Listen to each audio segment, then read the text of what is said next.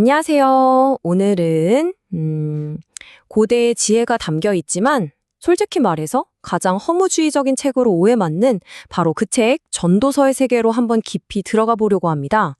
이게 읽다 보면 굉장히 복잡하고 때로는 좀 당황스럽기까지 한데요.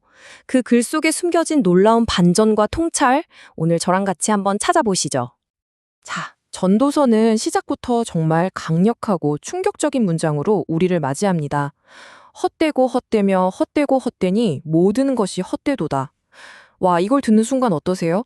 책 전체에 뭔가 어둡고 절망적인 분위기가 확 들이오는 것 같지 않나요? 마치 우리가 하는 삶의 모든 노력이 결국엔 아무것도 아니다, 이렇게 선언해버리는 것만 같아요. 네, 바로 이 질문. 이게 오늘 우리가 풀어볼 핵심 문제입니다. 만약에 모든 게 정말로 헛되다면 우리는 대체 어디서 답을 찾아야 할까요? 뭐 때문에 노력하며 살아야 하는 걸까요? 전도서는 바로 이 실존적인 질문에 정면으로 맞서는 책입니다.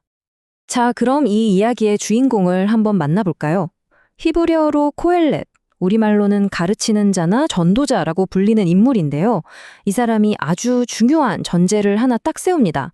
뭐냐면 일단 신적인 관점은 잠시 접어두고 오직 인간의 경험, 그러니까 해 아래라는 이 제한된 시각 안에서만 삶의 의미를 한번 찾아보겠다는 거죠.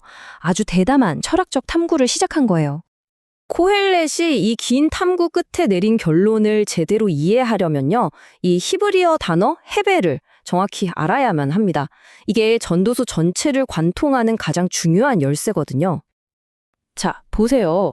우리는 보통 헤벨이라고 하면 왼쪽처럼 쓸모없다거나 무의미하다 이렇게 생각하기 쉽거든요. 근데 진짜 의미는 오른쪽에 있는 것처럼 훨씬 더 깊습니다. 이게 뭐냐면 마치 추운 날 후 하고 내쉬는 입김이나 아침 안개 같은 거예요. 분명히 눈에는 보이는데 손으로 잡으려고 하면 잡히나요? 아니죠. 잠깐 보였다가 금세 사라져 버리잖아요. 바로 그런 상태. 일시적이고 내 맘대로 통제할 수 없고 때로는 좀 부조리하게 느껴지는 삶의 본질. 바로 그게 헤벨이라는 겁니다. 인생이 뭔가 헤벨 같다는 걸 직감한 코엘렛은요, 정말 그런가? 이걸 확인해 보고 싶었던 거예요. 그래서 사람들이 보통 의미를 찾으려고 시도하는 세 가지 대표적인 길을 직접 아주 체계적으로 실험해 보기로 마음먹습니다. 자, 그의 탐구 여정은 바로 이 세 단계로 이루어집니다. 첫째, 지혜의 길. 둘째, 쾌락의 길. 그리고 셋째, 노고와 부의 길.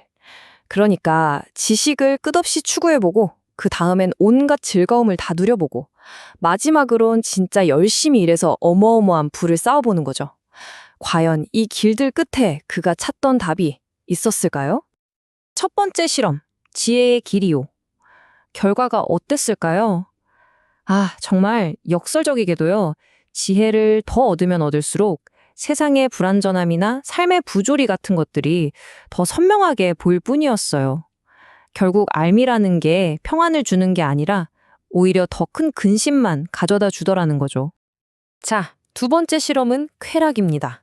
이건 정말 스케일이 달라요. 웃음, 술, 거대한 정원과 궁전, 셀 수 없이 많은 재물과 노예들까지 정말 상상할 수 있는 모든 즐거움을 맹렬하게 추구했어요. 말 그대로 끝까지 가본 거죠. 근데 그 모든 게 다 지나고 나니까 남는 건 결국 바람을 잡으려는 것처럼 공허하다는 결론뿐이었습니다. 마지막 세 번째 실험, 노고와 부의 길. 이것도 역시 실패였습니다. 평생 그렇게 힘들게 모은 재산을 잃을까봐 전전긍긍하고 내가 죽으면 이 모든 걸 누가 가져갈까 불안해하고 결국엔 뭐예요? 태어날 때처럼 죽을 때도 빈손으로 간다는 그 냉정한 현실 앞에서 그 많던 부와 명예 역시 헤벨, 그냥 한낱 입김에 불과했던 거죠. 그러니까 보세요. 지혜도, 쾌락도, 부도, 그 어떤 인간적인 노력도 영원한 의미를 주지 못했어요. 해 아래에서 하는 모든 일은 결국 바람을 잡는 것과 같은 헤벨이라는 걸 정말 처절하게 확인했을 뿐이죠. 모든 것이 허무하다는 그 절망의 가장 깊은 바닥까지 떨어진 겁니다. 하지만 정말 모든 희망이 다 사라진 것처럼 보이는 바로 그 절망의 지점에서 코엘렛의 이야기는 정말 누구도 예상치 못한 방향으로 놀라운 반전을 보여주기 시작합니다. 바로 이 지점에서 전도서의 진짜 지혜가 빛을 발하기 시작합니다. 그렇게 모든 게 허무하다고 외치던 코엘렛이 갑자기 현재를 즐기라고 말하기 시작하거든요. 그것도 한두 번이 아니라 여러 번 반복해서요. 정말 이상하지 않나요? 이게 바로 핵심적인 전환점이에요. 자, 이 표를 한번 보세요. 코헬렛의 관점이 완전히 바뀝니다. 우리가 먹고 마시고 일하면서 보람을 느끼는 이 소소하고 단순한 일상의 즐거움들 있잖아요. 이게 인간의 노력, 즉 해 아래 관점으로 쟁취하는 게 아니라는 거예요. 그게 아니라 하나님이 우리에게 주시는 선물이라는 사실을 깨달은 거죠. 관점이 이렇게 딱 바뀌니까 온통 해별로 가득했던 세상이 갑자기 기쁨의 공간으로 보이기 시작하는 겁니다. 여기서 정말 심오한 역설이 드러나는 거죠. 삶이 본질적으로 더 넓고 내 맘대로 통제할 수 없다는 거, 즉 헤벨이라는 현실을 그냥 온전히 인정하고 받아들이는 거예요. 그러면 어떻게 될까요?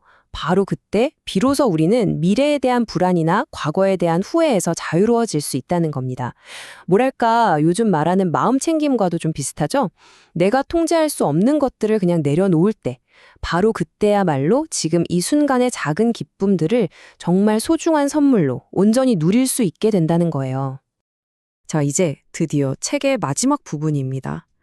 코엘렛의 그 길고 긴 여정이 끝나고 마치 편집자 같은 제3의 목소리가 딱 등장해서 이 모든 탐구에 대한 최종 결론을 명확하게 내려줍니다. 최종 평결은 바로 이것입니다. 첫째, 하나님을 경외하라. 둘째, 그의 명령들을 지켜라. 이것이 모든 사람의 본분이다. 여기서 경외라는 말이 단순히 무서워하고 두려워하는 게 아니고요. 그분의 주권과 지혜를 인정하고 깊은 존경심을 갖는 태도를 의미하는 거예요. 그러면 이런 질문이 생기죠. 헤벨, 즉 이 모든 덧없음은 그럼 어떻게 되는 건데요? 그 답이 바로 여기에 있습니다.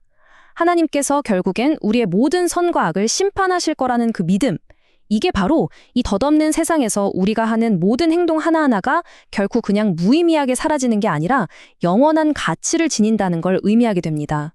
바로 이 미래의 관점이 현재 헤벨에 궁극적인 의미를 부여해 주는 거죠.